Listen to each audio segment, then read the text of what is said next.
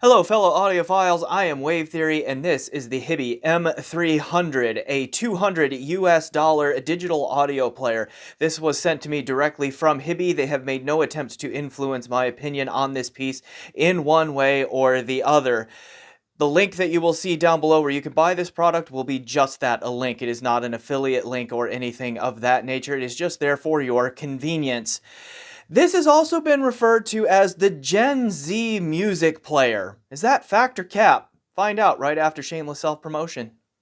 Hi, I'm Wave Theory's human companion, and he wants you to know that your support of this YouTube channel helps keep the reviews coming. If you enjoy Wave Theory's honest, thorough style, then make sure to like this video, subscribe to the channel, and check out the links in the description below to sign up for the Patreon or send him a tip through PayPal. All right, enjoy the musings.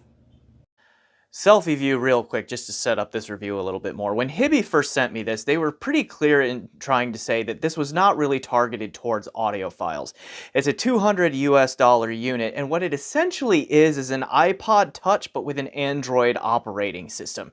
That's kind of my takeaway for it. So the use case is interesting. So throughout this video, I'm going to try to unpack who I think this is for, as well as talk about its audio performance. And its audio performance is decent. It sounds pretty good as a $200 on-the-go unit here, but it does have some limitations both in their design choices and what they did ergonomically that does put a bit of a cap on its audio performance as well. So we'll unpack all of that as the review progresses and so forth. But we're going to start with an overhead view where I show you the build and the features, and then we'll get into the sound and whether or not it's justified in calling this the Gen Z music player. Okay, here we go.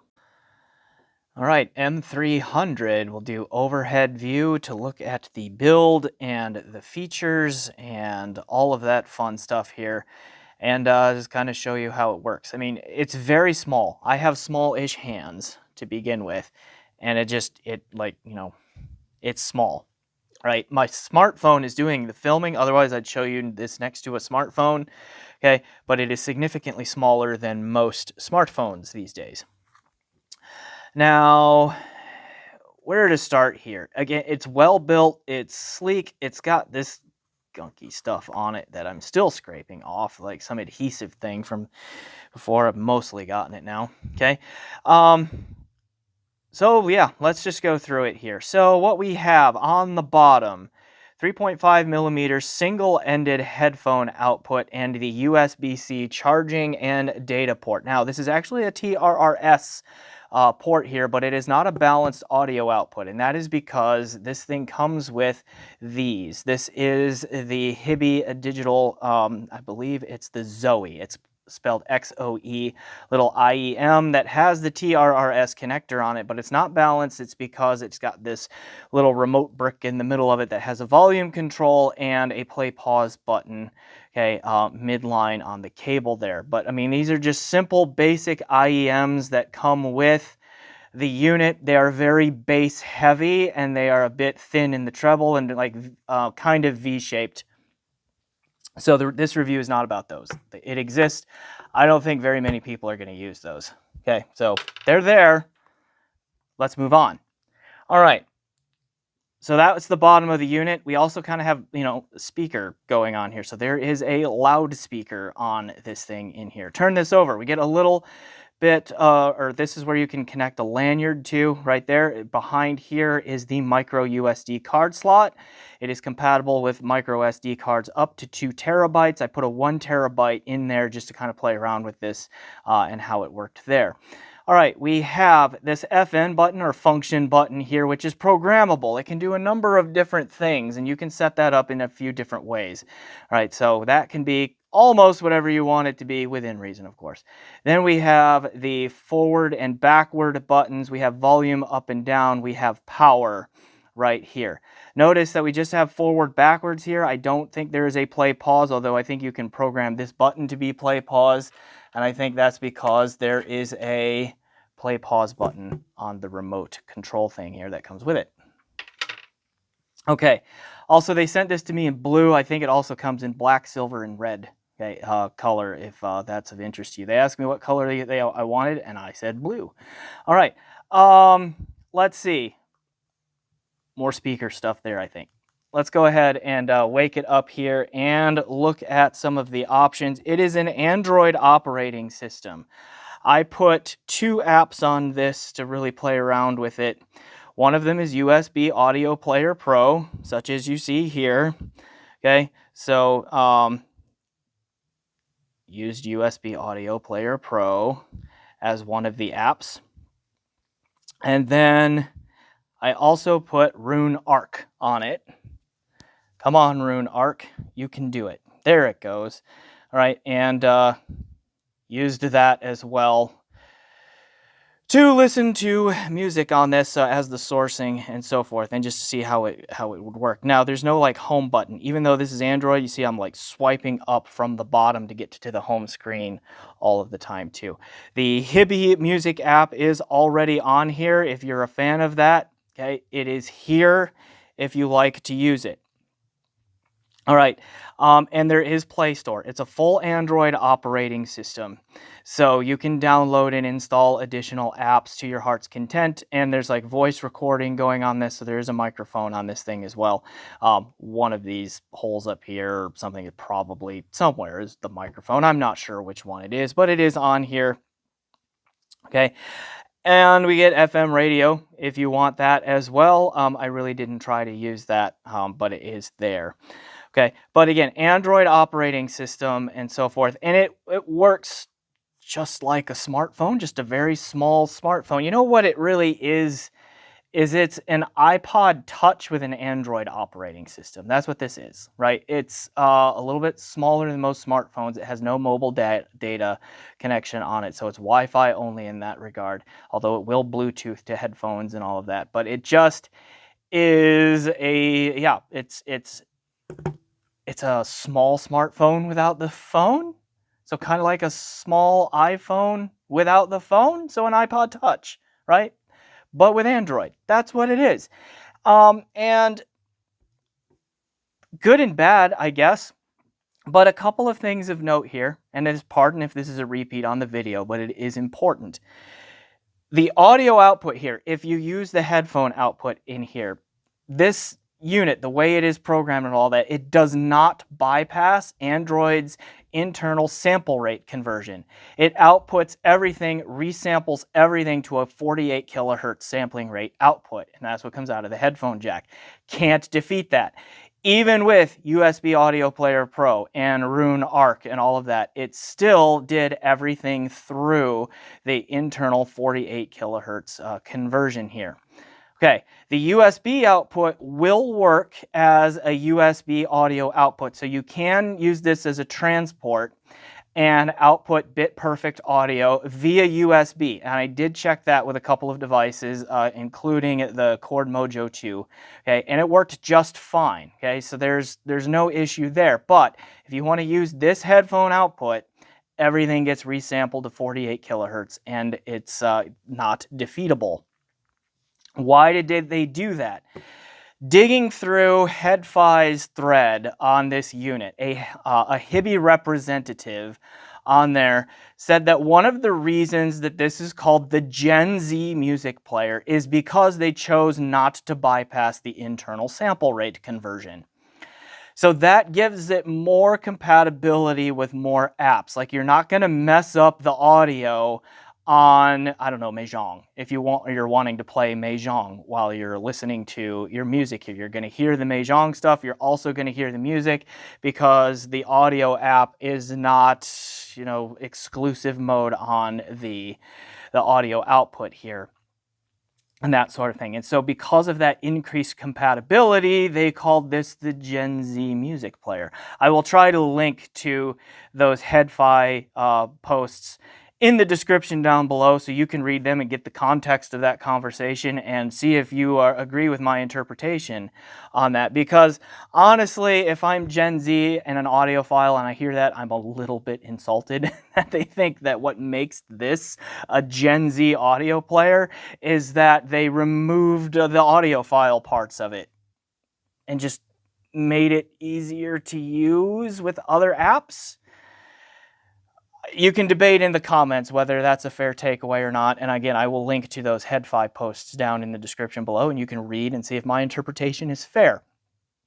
Okay, but that's kind of my takeaway of it. But it is a small, relatively light device. It fits in a pocket well. It's pretty ruggedly built. The touch screen is not the greatest thing I've ever used, but it's also not bad. And then again, it's Android functional in terms of the App Store. So you could put Spotify on this, the Qobuz app, the Tidal app, the Amazon Music app, whatever you want, basically, that runs on Android, will run on here.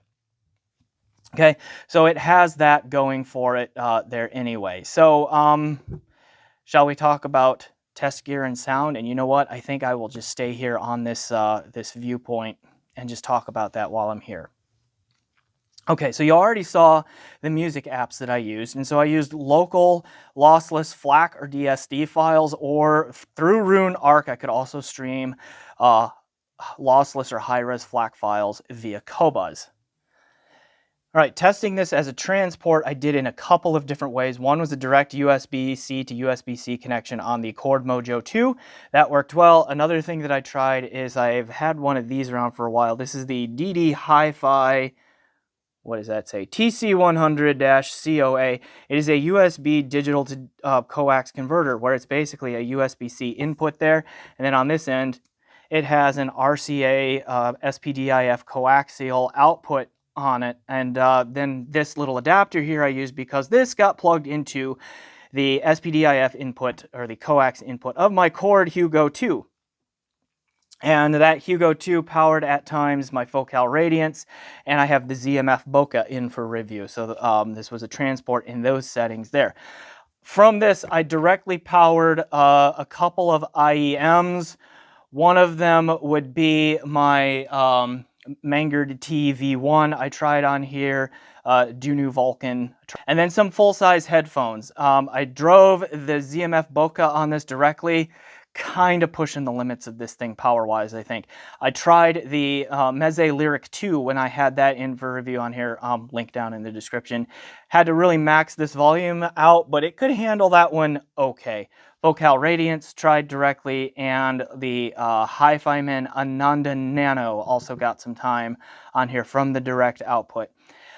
And I have to say that even from the direct output, even though it resamples everything to that 48 kilohertz output, it sounds pretty decent, right? I thought this thing, even on those full-size headphones, had a fair amount of driver control and reasonably okay power output on them. And it's got some decent detail retrieval and resolution to come with it. Even though it's a $200 unit, it actually drove most of those full-size headphones reasonably okay and produced a fairly good listening experience. The sound signature on it is mostly neutral.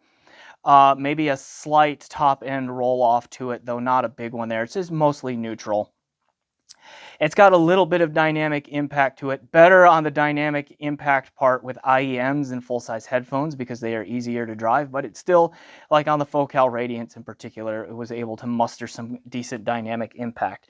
The Radiance stands out to me as like one of those where the upper mids got just a little bit more forward on this one than it does on some other headphones and such, and I think that's because of just probably a power issue in there, right? It just pushes that range forward on that headphone in particular a little bit in there too. But honestly, the Ananda Nano I thought sounded pretty darn good on this thing.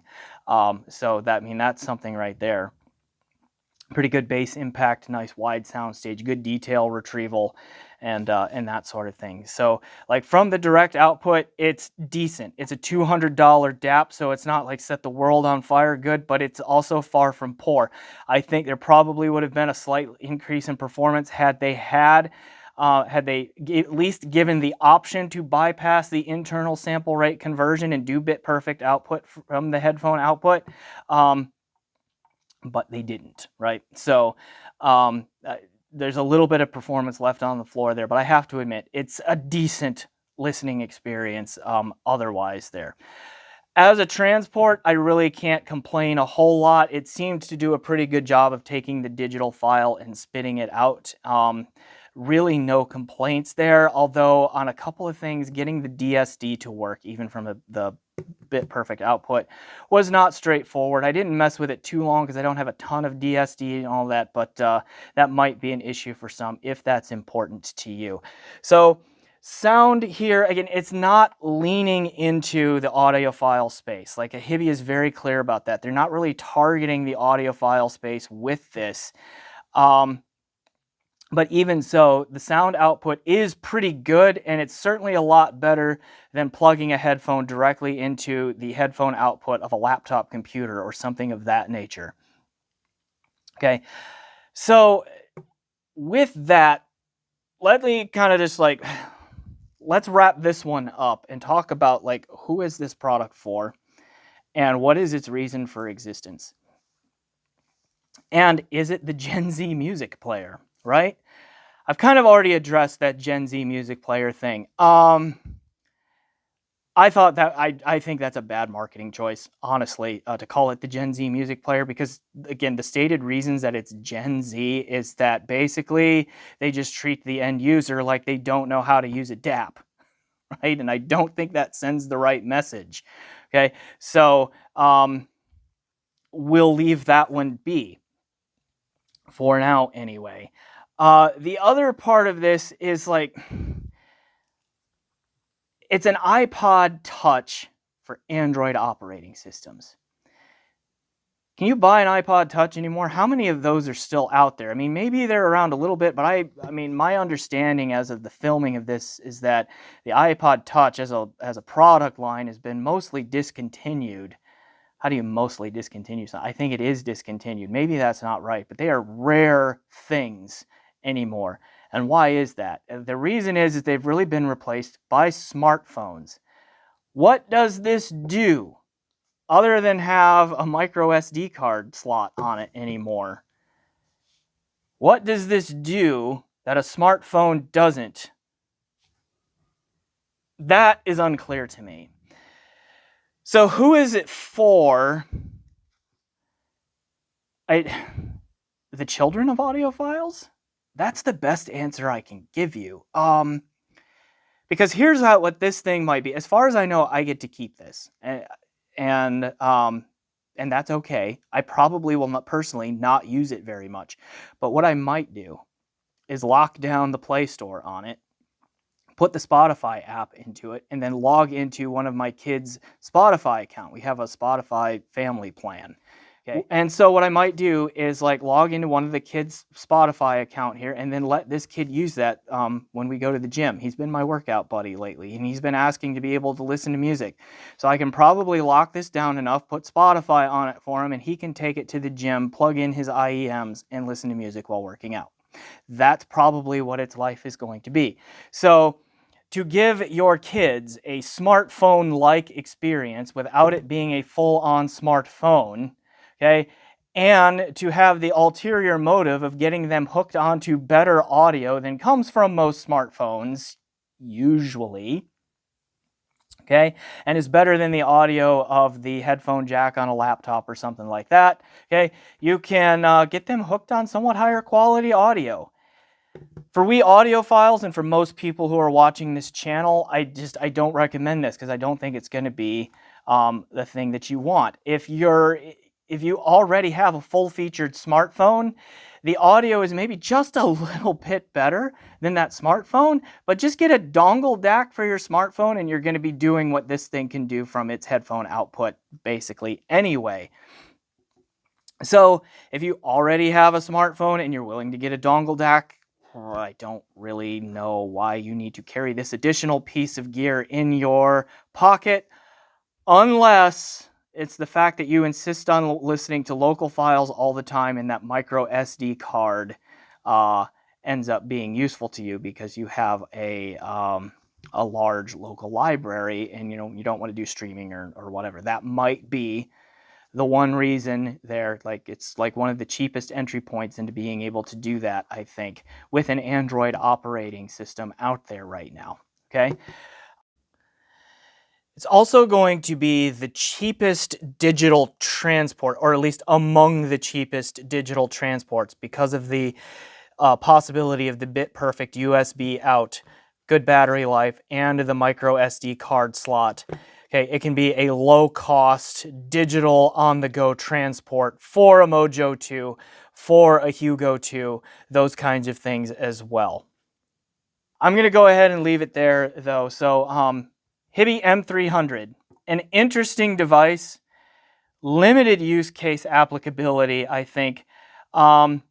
A little unfair to call it the Gen Z music player. So, I mean, Gen Z music player factor cap. I'm going to go cap on that. Okay? I teach college students. I know a little bit of Gen Z lingo, just enough to use it in very embarrassing ways, right? Okay? But, again, if you want something that's reasonably priced for your kid who's getting into music to place it around with some music and you don't necessarily think they're ready for full smartphone features, this can be a good option too. Okay. And then I guess like if you need the cheapest entry point into being able to carry local files in large capacity, okay, with that micro SD card slot in here, up to 2 terabyte compatibility, this can get you in that door too. All right, so I'm Wave Theory. This is the Hiby M300 Gen Z music player review. Thanks for watching. Please remember to like, subscribe, check out my PayPal and my Patreon. I generally do those things that you do to support YouTube channels. And like talk down in the comments there. Like don't talk down in the comments. That's rude. But down in the comments, have a conversation about this. And see if you agree with my interpretation from the Headphone posts and all of that, and so forth. Or if you see other ways that this can be used that I didn't name that would make sense, please feel free to share that too. All right, thanks all for watching and enjoy the music.